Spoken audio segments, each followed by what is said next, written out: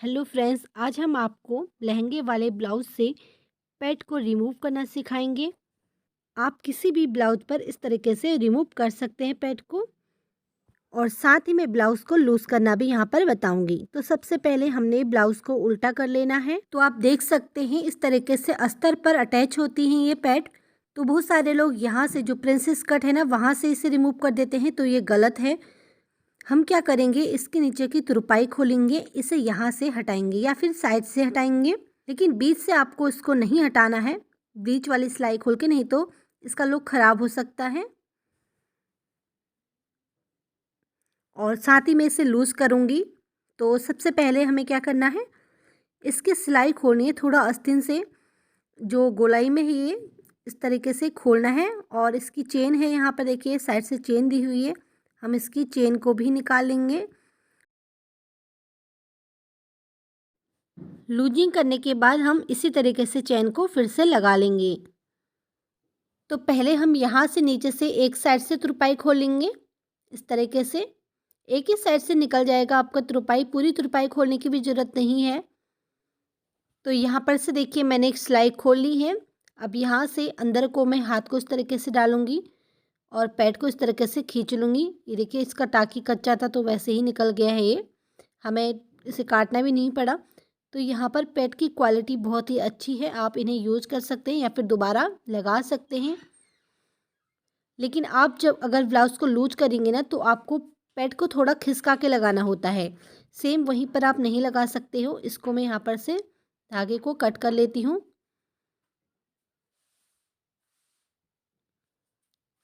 तो ब्लाउज़ में अगर अच्छी क्वालिटी के पैड लगे हैं तो आप उन्हें दूसरे ब्लाउज़ में भी लगा सकती हैं, अगर आप एक ब्लाउज़ से हटा रही हैं तो, या फिर उसी में अटैच कर सकती हैं। तो अगर देखिए जैसे कि पैड पहले हमारे यहाँ पर लगे हुए थे, जैसे हम ब्लाउज़ को थोड़ा लूज़ करेंगे तो उसका साइज़ भी थोड़ा आगे को बढ़ जाएगा।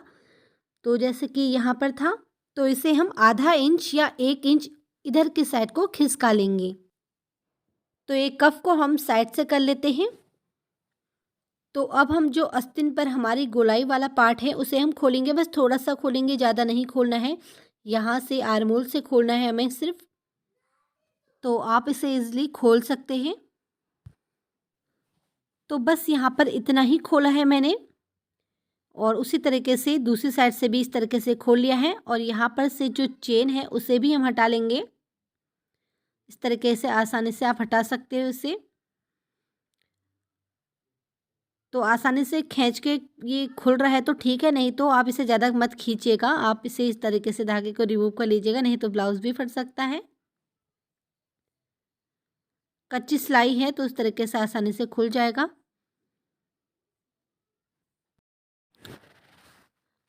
तो ये हमने चेन भी को भी रिमूव कर लिया है यहाँ पर इस तरीके से।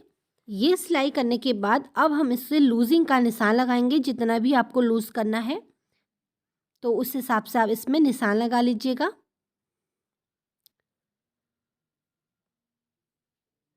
तो अच्छे से पहले ब्लाउज़ को सेट कर लीजिएगा या पिन अप कर लीजिएगा। पहले आपने इसकी सिलाई नहीं खोलनी है, पहले आप इस पर सिलाई लगाओगे फिटिंग की, उसके बाद दूसरी जो पहली वाली सिलाई है उसे खोलोगे। तो यहाँ पर मैं इसे आधे इंच से 2 पॉइंट कम खोल रही हूँ इस तरीके से देखिए। और सेम इसी तरीके से मैं नीचे तक इसे पूरा खोलूँगी। इसी निशान को बिल्कुल यहाँ पर इस तरीके से मार्किंग लाते हुए चेस्ट से कमर तक यहाँ पर मैं निशान लगाऊंगी। और उल्टी साइड हमारे यहाँ पर चेन है, यानी कि दूसरी साइड से चेन है। तो इसे अच्छे से अब हम क्या करेंगे, देखिए 2 इंच तो हमने यहाँ पर सिलाई लगानी है ऊपर को, लगभग 2 या 1.5 इंच आप ले सकते हैं। जिस हिसाब से पहले ये स्टिच था मैं उस हिसाब से कर रही हूँ। आगे को इस तरीके से लूजिंग की मार्किंग लगाते हुए, और आस्तीन पर भी आपने जितनी वहाँ लगा है एक साइड से, उतना ही आपने यहाँ पर भी लूजिंग करनी है, यानी कि दोनों साइड आप बराबर खोलोगे।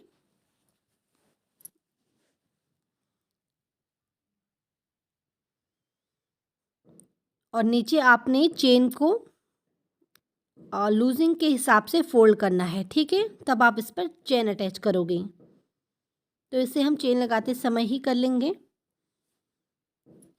तो अब हम आस्तीन से ले जाते हुए स्टिच करेंगे। पहले टाँकी मारना है और इस तरीके से कपड़े को अच्छे से पकड़ते हुए, मुड़ना नहीं चाहिए हमारा फैब्रिक। अगर आप इस तरीके से करोगे तो आपकी बराबर आर्म होल और चेस्ट रहेगी, मतलब आपको गोलाई में स्टिच करते समय आसानी रहेगी। तो यहाँ नीचे तक हमने स्टिच कर लिया है।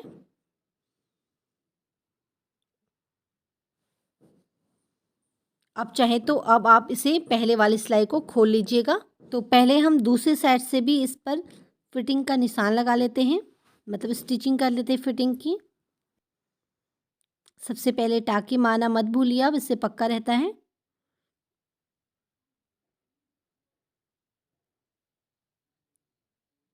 तो हमने स्टिचिंग कर ली है और उसके बाद हमने कच्ची सिलाई को भी रिमूव कर लिया है।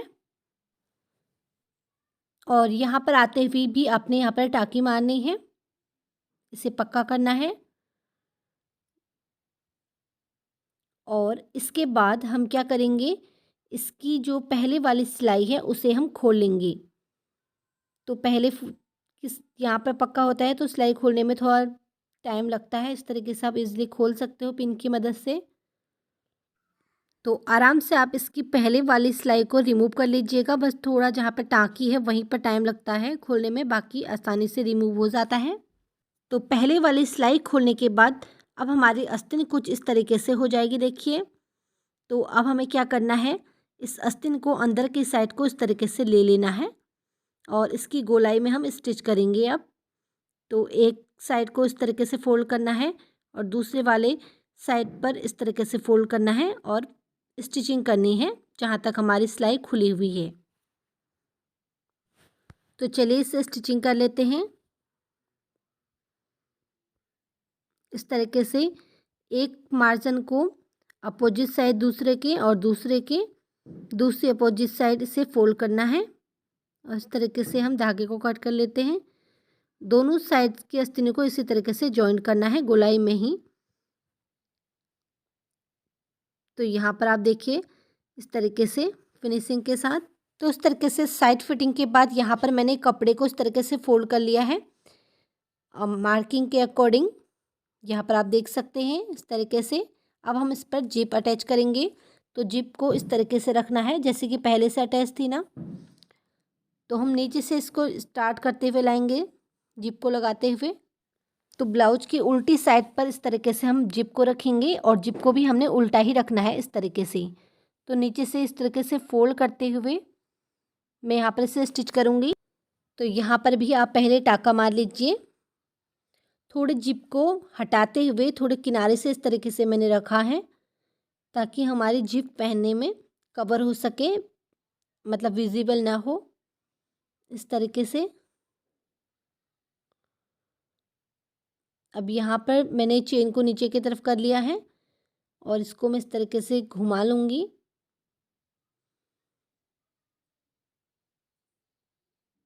ये देखिए इस तरीके से अपनी साइड कर लिया है। तो यहाँ पर मैं इसे निकाल लेती हूँ और नीचे से ही मैं इसे स्टिच करती हूँ। आपको जैसा लगे, जिस तरीके से आप लगा सकें उस तरीके से लगा सकते हैं इसे, लेकिन मैं यहाँ पर से इसे खोल के नीचे से ही लगाना सही लगता है मुझे। तो नीचे इस तरीके से मार्जिन को मैं अंदर के साइड को ले लेती हूँ और इस पर हम स्टिच करेंगे ऊपर को इस तरीके से लाते हुए चेन को।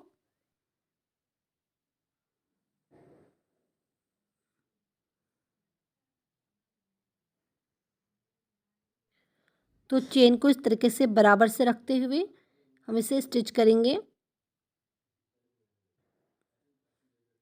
यहाँ पर जो एक्स्ट्रा चेन है उसको अंदर के साइड को इस तरीके से ले लेंगे। तो यहाँ पर मैंने इसे लगा लिया है। तो और इसके बाद हम इसकी तुरपाई जो खुली हुई है उसे भी हम तुरपाई को वैसे ही फोल्ड कर लेंगे, ठीक है।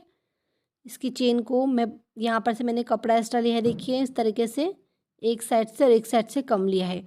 जब हम इसे बंद करेंगे तो वो वाला कपड़ा जो एक्स्ट्रा कपड़ा है उसके ऊपर से आ जाएगा तो ये ढक जाएगा। तो इस तरीके से आप चेन लगा सकते हैं।